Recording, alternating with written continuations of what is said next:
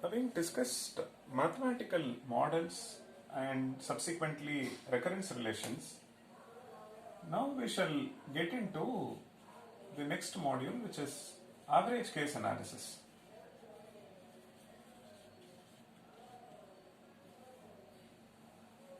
So given a computational problem, say sorting,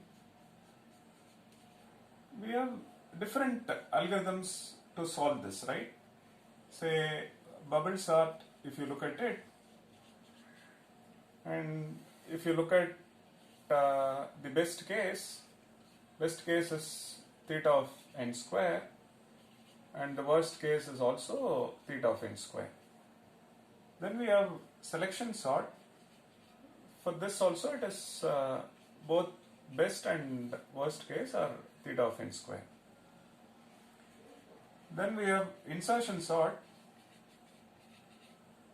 In the best case, when the input is sorted or almost sorted, we get to see this complexity, and in the worst case it is theta of n square.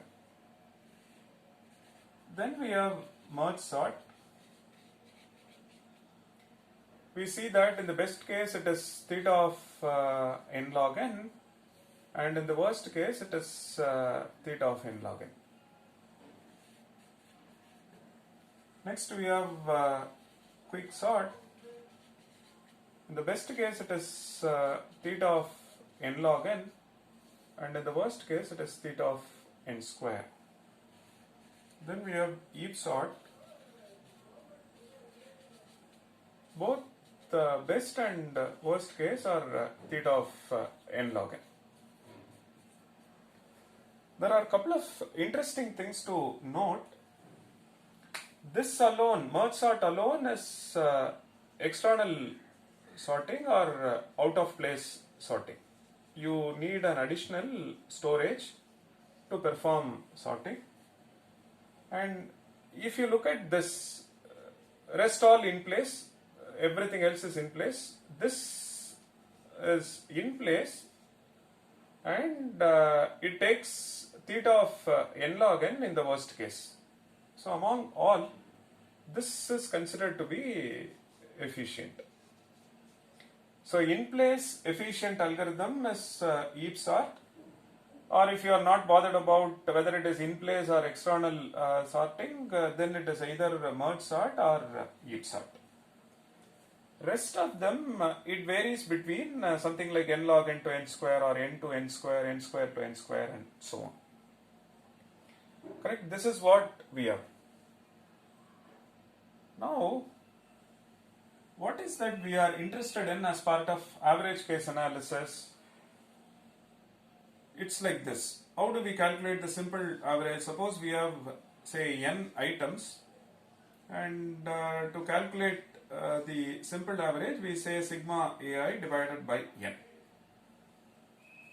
Now, as part of our problem, or as part of this course, when we say average case analysis, first thing is averaging argument is over what? So over here you have n values and we take simple average. Now what is that we are going to average on as part of this problem, subsequently the algorithm? Suppose I say average case analysis of say quick sort. When I say average case analysis of quick sort, what is that we are trying to focus on as part of average case argument? So it's like this. Let's take this simple average picture. So you have a computational problem P. For that you have designed an algorithm A1, and this A1 can take many inputs, right? I1, I2, and so on. We know that there are countably infinite inputs. So there are this many inputs. Now the averaging argument is over the number of comparisons. So for each of them, calculate how many comparisons we need to output the sorted sequence. So we calculate, because this is a comparison based model sorting, and the primitive operation or the fundamental operation is the number of comparison, and the focus is on identifying how many comparisons are there. So if you simply follow simple average argument, then number of comparisons for the first input, second input, and so on, divided by number of inputs. So this will give us, on an average, how many comparisons we incur to sort an array. This is precisely our average cost. So what will this tell us? On an average, the number of comparisons incurred by the algorithm to output a sorting sequence, right? So if you look at this simple average, we need to calculate the number of comparisons for the first input, number of comparisons for the second input, and so on up to number of comparisons for the last input. This works fine, but there are a couple of things one has to make a note, and you see that number of inputs is countably infinite. So doing this simple averaging argument will not work. It works as long as things are finite. If the number of inputs is finite, then this argument works fine.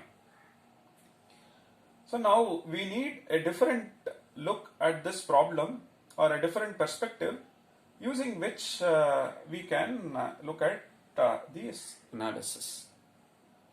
So that's one. So what is that we are going to bring?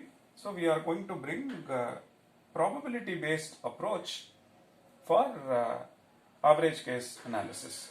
That's one. That's on one side. Now, why do we need such a such an approach or an average case analysis? The reason is this: for an arbitrary input, I wish to know the gap. If you look at this, if both best case and average case are worst case are same, then average cost is also same. It is theta of n square. This is theta of n square. It's like this. If best and worst are same, then what does that mean? For all inputs, the cost is same. The time to sort is theta of n square. There is no variation. And even this one, for all inputs, the cost is n log n, which means on an average, the cost is n log n. And similarly over here, the average cost is n log n. But when there is a gap between the best case and worst case, then it makes sense to study, given an arbitrary input or on an average, what would be the complexity. These are all extreme outliers. On one side it is theta of n, on the other side theta of n square. So if I look at an arbitrary input, I can only say it is between theta of n and theta of n square. Now I wish to know, for an arbitrary input, what would be the number on an average. Now when there is a gap between best case and worst case, it makes sense to look at average case cost. If best and worst are one and the same, then it turns out that average case cost is straightforward, it is same as best. But when there is a gap between best and worst case, it makes sense to study. So we wish to know, on an average, what would be the cost. Is it still theta of n, or is it n log n, or is it close to the worst case theta of n square? So we wish to know, on an average, how does the algorithm perform? Does it take a time which is close to best case or somewhere in between, something like n root n, or is it close to the worst case? Similarly,